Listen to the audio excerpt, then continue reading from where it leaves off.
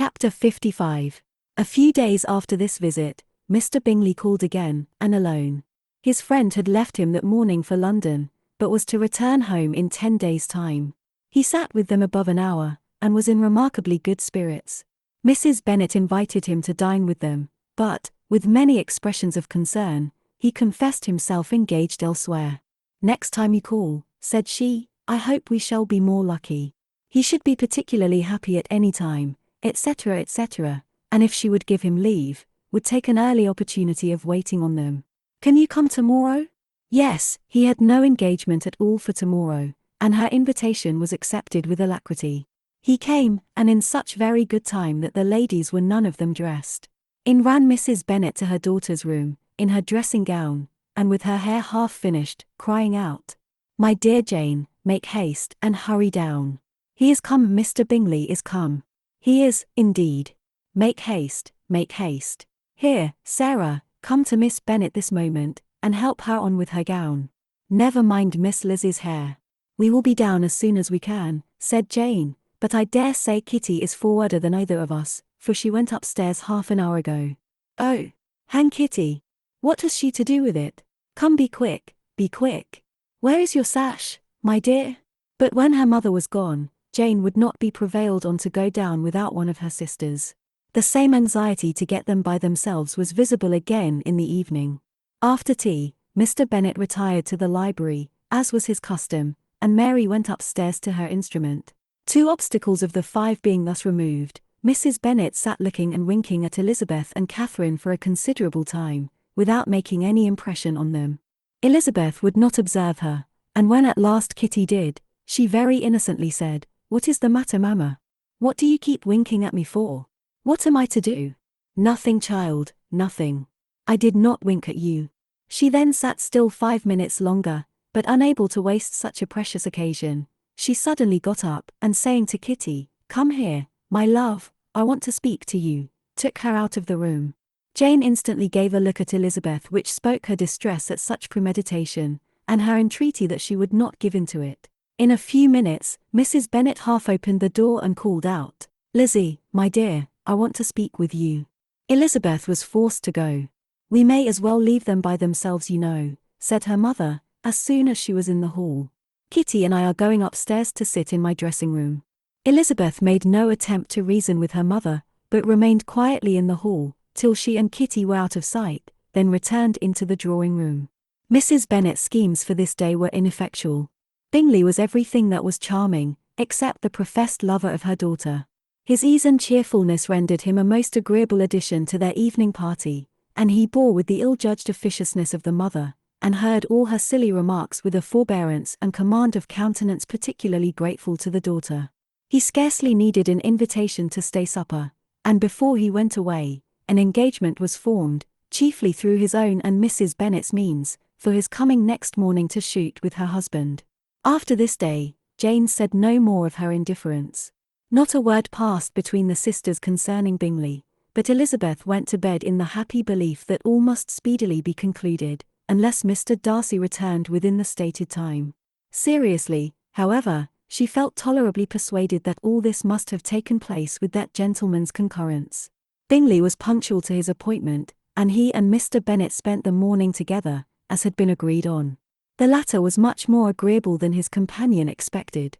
There was nothing of presumption or folly in Bingley that could provoke his ridicule, or disgust him into silence, and he was more communicative, and less eccentric, than the other had ever seen him. Bingley of course returned with him to dinner, and in the evening Mrs. Bennet's invention was again at work to get everybody away from him and her daughter. Elizabeth, who had a letter to write, went into the breakfast room for that purpose soon after tea, for as the others were all going to sit down to cards, she could not be wanted to counteract her mother's schemes. But on returning to the drawing room, when her letter was finished, she saw, to her infinite surprise, there was reason to fear that her mother had been too ingenious for her. On opening the door, she perceived her sister and Bingley standing together over the hearth, as if engaged in earnest conversation, and had this led to no suspicion, the faces of both, as they hastily turned round and moved away from each other, would have told it all. Their situation was awkward enough, but hers she thought was still worse. Not a syllable was uttered by either, and Elizabeth was on the point of going away again, when Bingley, who as well as the other had sat down, suddenly rose, and whispering a few words to her sister, ran out of the room.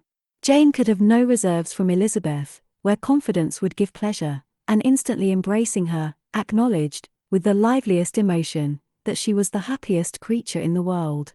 "'Tis too much," she added, "by far too much.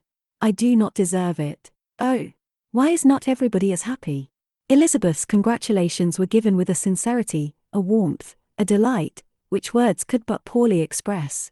Every sentence of kindness was a fresh source of happiness to Jane. But she would not allow herself to stay with her sister, or say half that remained to be said for the present. "I must go instantly to my mother," she cried. "I would not on any account trifle with her affectionate solicitude, or allow her to hear it from anyone but myself. He is gone to my father already. Oh, Lizzie, to know that what I have to relate will give such pleasure to all my dear family. How shall I bear so much happiness?" She then hastened away to her mother, who had purposely broken up the card party, and was sitting upstairs with Kitty. Elizabeth, who was left by herself, now smiled at the rapidity and ease with which an affair was finally settled, that had given them so many previous months of suspense and vexation. "And this," said she, "is the end of all his friends' anxious circumspection, of all his sisters' fossard and contrivance. The happiest, wisest, most reasonable end."